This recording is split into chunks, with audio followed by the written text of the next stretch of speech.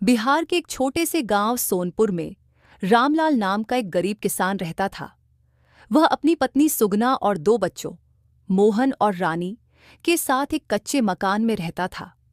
रामलाल के पास केवल 2 बीघा जमीन थी, जिससे वह अपनी रोजी रोटी चलाने की कोशिश करता था। हालांकि उसकी जमीन उपजाऊ नहीं थी, फिर भी वह मेहनत और लगन से खेती करता था।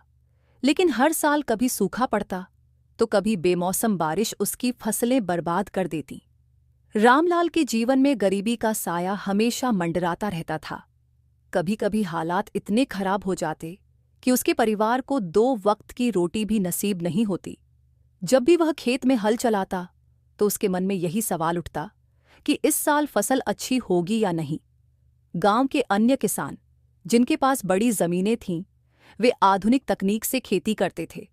लेकिन रामलाल के पास इतने पैसे नहीं थे कि वह अच्छे बीज या खाद खरीद सके। फिर भी वह ईमानदारी और मेहनत से कभी पीछे नहीं हटा। एक बार गांव में भीषण सूखा पड़ा। कई महीनों तक बारिश की एक बूंद तक नहीं गिरी। नहरों में पानी सूख गया, कुएं खाली हो गए और खेतों में दरारें पड़ गईं। गांव के बड़े किसान अपने मवेशियों को पास बेचने के लिए कुछ भी नहीं था। वह गांव में ही रहकर अपने परिवार के साथ भूख और प्यास से लड़ने लगा। कभी कभी वह जंगल से लकड़ियां काटकर बेच देता तो कभी किसी के खेत में मजदूरी कर लेता, लेकिन इससे सिर्फ गुजारे लायक ही पैसे मिलते। रामलाल के हालात देखकर उसके बेटे मोहन ने पढ़ाई छोड़ने का फैसला किया और मजदूरी करने की सोची। लेकिन रामलाल ने उसे डांटते हुए कहा, बेटा, गरीबी से लड़ने का सबसे अच्छा तरीका शिक्षा है। अगर तुम पढ़ लिख लोगे तो हम इस गरीबी के चक्र से बाहर आ सकते हैं। मेहनत करो, तुम्हारा भविष्य मुझसे बेहतर होगा। मोहन ने अपने पिता की बात मानी और अपनी पढ़ाई जारी रखी। इस बीच रामलाल ने गांव के एक वृद्ध किसान से सुना कि कुछ नए बीज और उन्नत खेती के तरीकों से पैदावार बढ़ाई जा सकती है।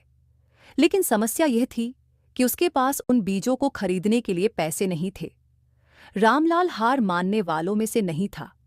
उसने गांव के साहूकार से थोड़े पैसे उधार लिए और नए बीज और खाद खरीदे। इस बार उसने पूरे जुनून के साथ खेती की। वह सुबह जल्दी उठकर खेतों में काम करता और रात को गांव के अन्य किसानों से खेती के नए तरीकों के बारे में सीखता। इस बार उसकी मेहनत रंग लाई। बारिश भी समय पर हुई और उसकी फसल पहले से कई गुना अच्छी हुई।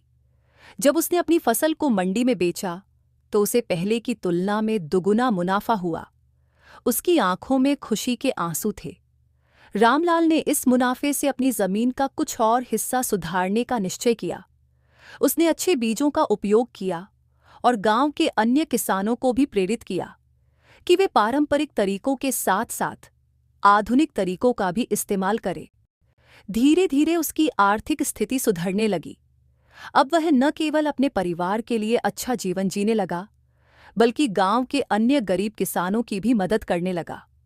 उसने गांव के युवाओं को शिक्षा का महत्व समझाया और खेती के नए तरीकों से परिचित कराया। कुछ सालों बाद उसका बेटा मोहन पढ़ लिखकर एक सरकारी अफसर बन गया। इस दिन का इंतजार रामलाल ने सालों से किया था। उसने खुशी खुशी कहा, आज मैं दुनिया का सबसे अमीर, क्योंकि मेरा बेटा अब अपनी मेहनत और पढ़ाई से समाज की सेवा करेगा।